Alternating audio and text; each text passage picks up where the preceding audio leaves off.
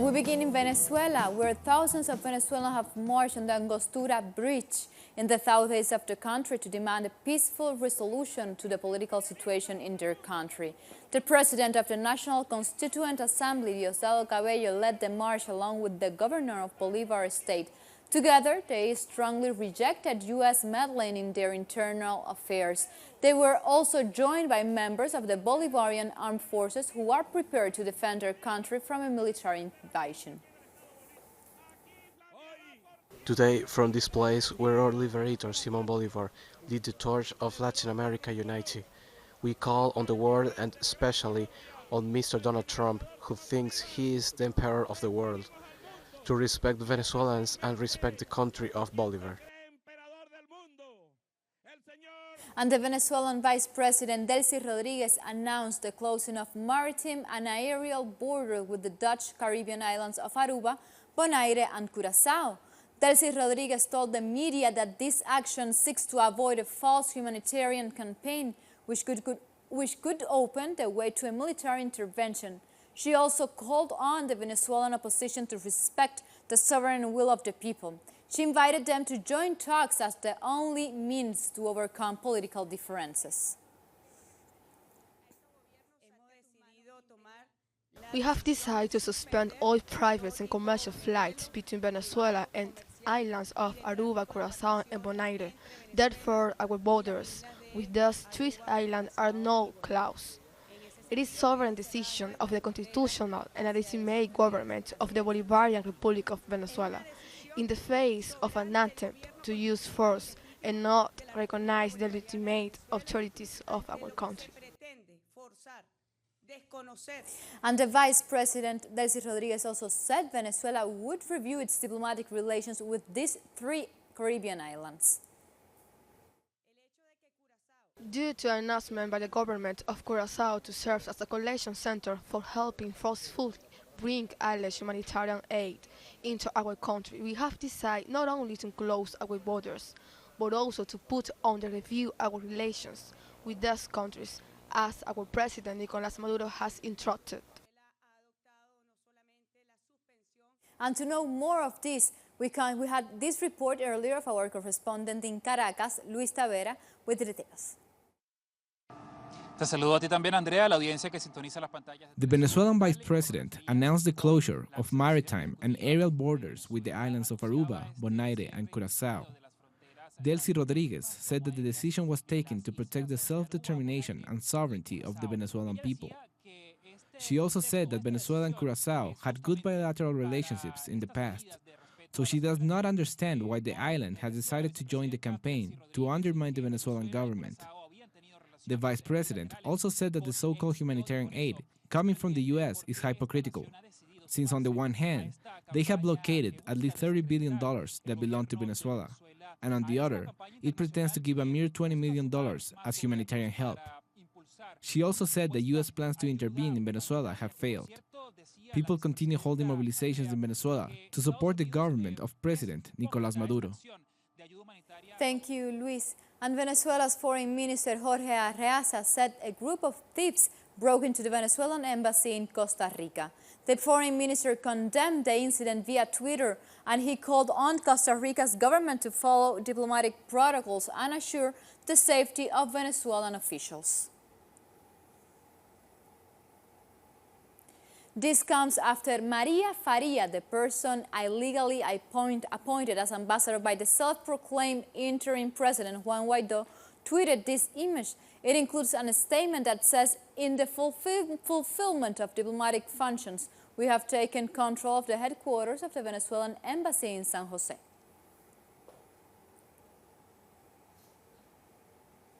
And Costa Rica's Deputy Foreign Minister, Lorena Aguilar, has spoken out against the illegal occupation of the Venezuelan embassy in San Jose. She called it a violation of international agreements. deploró hoy el inaceptable ingreso. We regret the unacceptable entry to the Venezuelan embassy in Costa Rica by the diplomatic personnel of self-proclaimed President Juan Guaido. For the Costa Rican government, this action is unacceptable, for it breaks basic diplomatic norms of respect and trust in international community and, above all, international rights. We express our energetic rejection of the intervention from diplomatic representative Maria Farias, who has not respected the diplomatic term of 60 days, given by the Costa Rican government to officials from Nicolas Maduro's government to leave the country. For this reason, the Foreign Affairs Minister says that in the next few hours she will send a diplomatic note to Ms. Maria Farias about what has just happened. And support expression to President Nicolas Maduro continued this occasion. Public transport drivers also rallied in Caracas to support the president. Chanting and holding banners, the drivers said they support the democratically elected president, who is a former bus driver himself. Demonstrators also called for peace and demanded an end to the interventionist attempts in their country. We are supporting our president Nicolas Maduro for peace because we want peace. We are people of peace. As taxi drivers with our president, we are moving forward. We march to ask that supplies for our cars are allowed to reach us right away, as it should always be. We are victims of the North American Empire's fascist intentions to destroy our Bolivarian revolution, and we, in response, answer with songs of peace. And the Russian foreign minister has criticized the U.S. president's recent warnings to the Venezuelan military. When you listen to some representatives of the American administration, you get the impression that diplomacy is not at all taken into account, and all diplomatic decency is rejected. In terms of direct threats, the Monroe Doctrine seems almost an example of diplomacy. As for the realism of military intervention in Venezuela, even the countries in that region and European countries that have joined their voices to the chorus of those who demand early presidential elections and those who demand regime change in Venezuela still do not support a military intervention. I do not know how their position will deter those in Washington who are ready to stop at nothing to solve the problem in their favor. We hope that prudence will prevail. And like this, we've come to a first break here from the South. Make sure you follow us on Twitter at Telesur English and at Laura Pittelesur. Stay with us.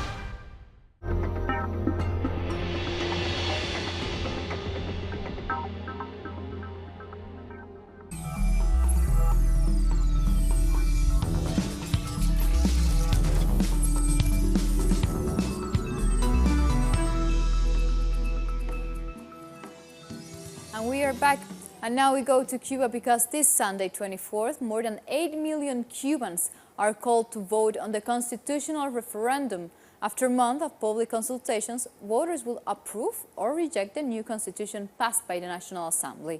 Our correspondent Luis Autier updates.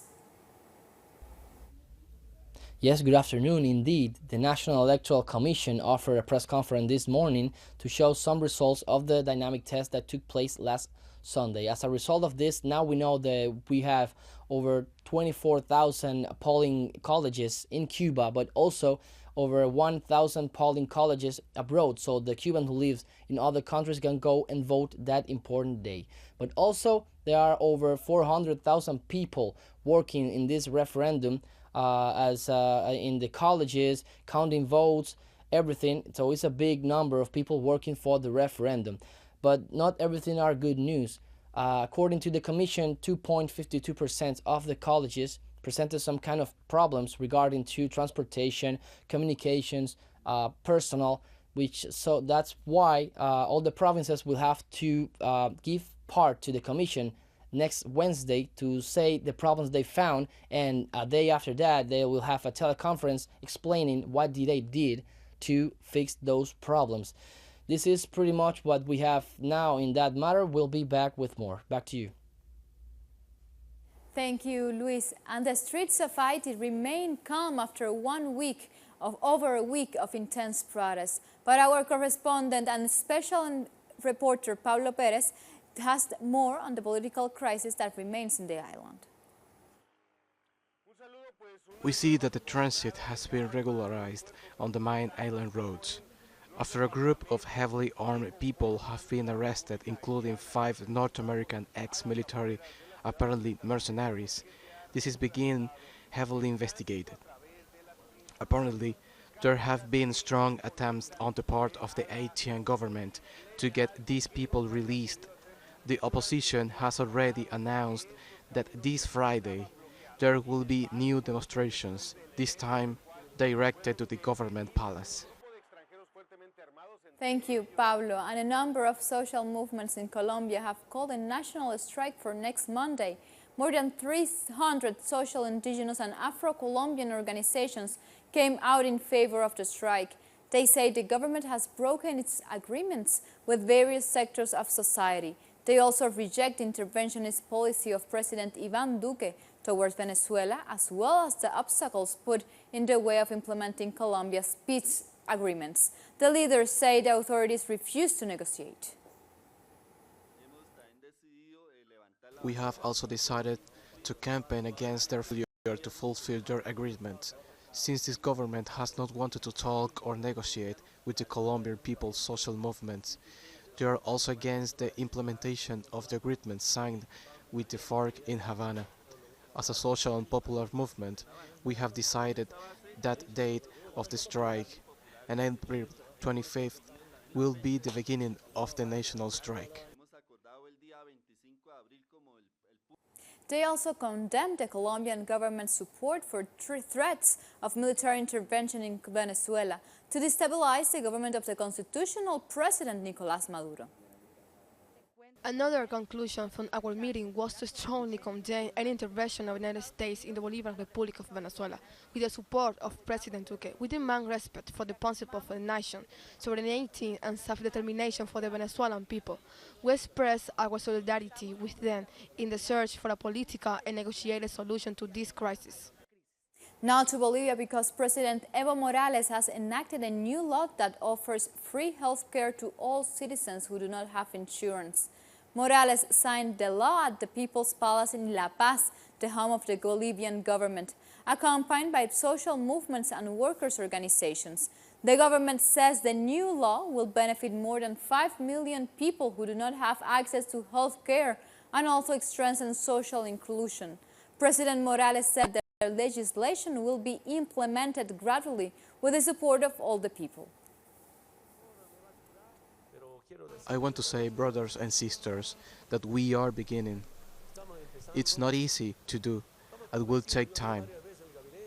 People will have to be patient and tolerant, but we are convinced this is going to be a good result. As a result of all the debate across the country with different professionals. And moving on to Brazil, President Jair Bolsonaro has presented a major pension reform bill in Congress. The plan would require constitutional changes, including a new minimum age for retirement. Workers in Brazil currently don't have an age limit to retire. With the new reform, the minimum retirement age will be set at 65 for men and 62 years for women. Also, workers will have to contribute to the pension system for 40 years in order to receive their payments. Thousands of people took to the streets on Wednesday to reject this reform.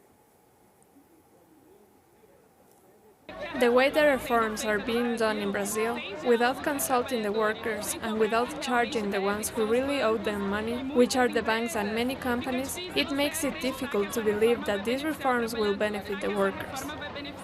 And to know more about this protest on pensions, Brian Mir, our correspondent in Sao Paulo, has more for us. I'm on Say Square in downtown Sao Paulo, which is ground zero of the city, where tens of thousands of union members and social movement activists have gathered to vote in a popular assembly to define what the plan of action will be against the far-right-wing Jair Bolsonaro government's new ultra-neoliberal retirement reforms that would deny the right to retire for the majority of the Brazilian working class. After the 2016 coup president Michel Temer tried to implement a similar neoliberal austerity reform, but the unions successfully blocked it through general strikes, street protests, and pressure on lawmakers. The question is, will the people be able to mobilize now with enough power to block this new measure, which would kill the right to retire for most of the Brazilian people? Thank you, Brian. And now let's take a second and very short break. Stay tuned with us.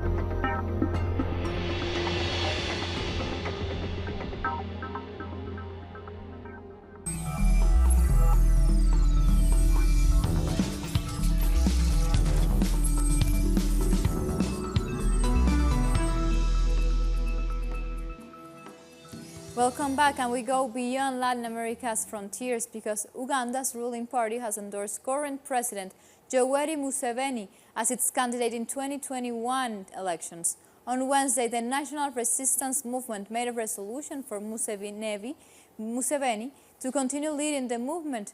Ugandan lawmakers previously voted to remove presidential term limits, paving the way for President Museveni to serve a sixth term in office.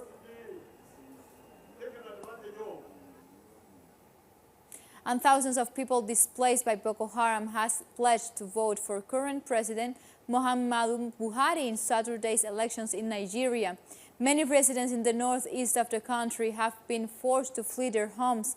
Some say they are thankful because Buhari saved them from the group. More than 27,000 people have been killed and about 2 million displaced since the Boko Haram conflict began in 2009. And the European Union has signed a sustainable partnership agreement with Morocco, but many are criticizing the deal, saying it also includes the territory of Western Sahara. To get a clearance on this, our South African correspondent, Matua Malaji, has the details for us. Western Sahara's determination is yet under scrutiny, and this is after the conclusion of a sustainable fisheries partnership agreement between European Union and the Kingdom of Morocco. So there are concerns now that the EU's trade agreements with Morocco may violate international law. It's in the way that they relate to Western Sahara. And we all know that the European Court of Justice ruled that trade agreements between the EU and Morocco have no legal basis to include the Western Sahara, which is a non-self-governing territory over which Morocco has no recognized sovereignty. The court also emphasized that trade agreements with Morocco, if they are to in any way bind Western Sahara, require obtaining the consent of its people. And the EU hasn't been clear on the kind of consultations it conducted before this deal was sealed and signed. And now this is likely to be interpreted as theft by nations who support self-determination of West Sahara. Morocco has been at odds with allies over the West Sahara issue. Algeria and South Africa are among those countries that express their own views on how the matter should be dealt with. While tensions remain between Algeria and Morocco, South Africa has decided to restore diplomatic relations with the kingdom. But it remains to be seen now how the EU's so-called trade deal with the Kingdom of Morocco will be met with any resistance. It's back to you, studio. Thank you, Matua. And President Vladimir Putin has described U.S. policies against Russia as destructive and wrong. During his annual address to the two houses of parliament, the Russian president said these policies ignore the legitimate interests of the Russian people. He said that Washington's unilateral measures are completely dismantling the legal basis of international security. In the last years, Washington applies the policy that cannot be characterized as polite, ignores Russia's interest, organized actions against our country for no reason to substitute it, and applies sanctions against international law, destroys the normative basis of international security, and calls Russia the main threat to the United States. But it's not fair, it's not true. Russia just wants to have friendship relationships. Russia don't want to treat anyone. All our actions are a response and are actions of defense. And the Russian president also argued that the United States is violating Articles 4 and 6 of the Medium and Long-Range Missile Treaty known as IMF. The United States has ignored Article 4 and 6 of this treaty. According to point 1 of the treaty, each one of the parts should eliminate its missiles on launch sites. Article 6 says, and I quote, "When this treatment comes into a force of the future, neither party will be able to manufacture these kind of missiles, nor will they be able to develop the launch sites for this type of missiles."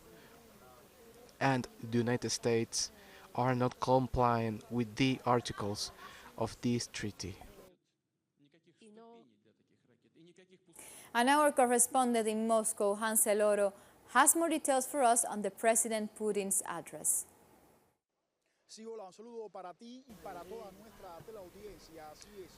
Russian president offered his usual speak of both chambers to make an economic, political and social balance of this nation.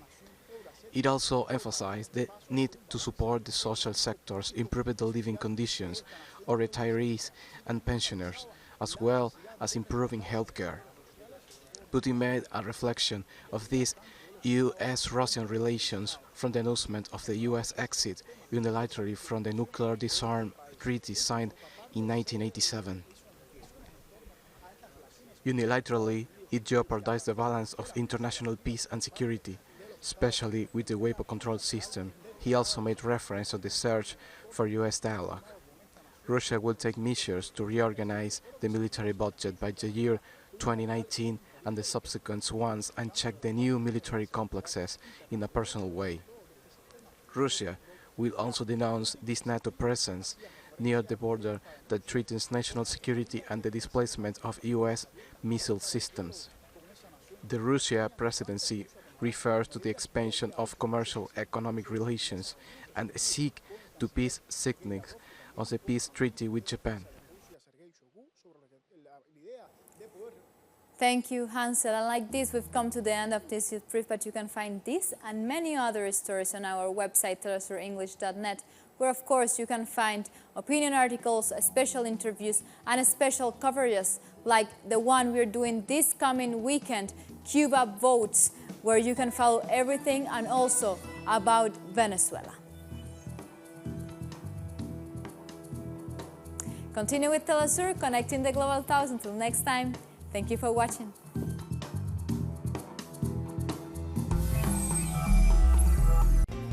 In a new demonstration of democracy, the Cuban people are going to vote in their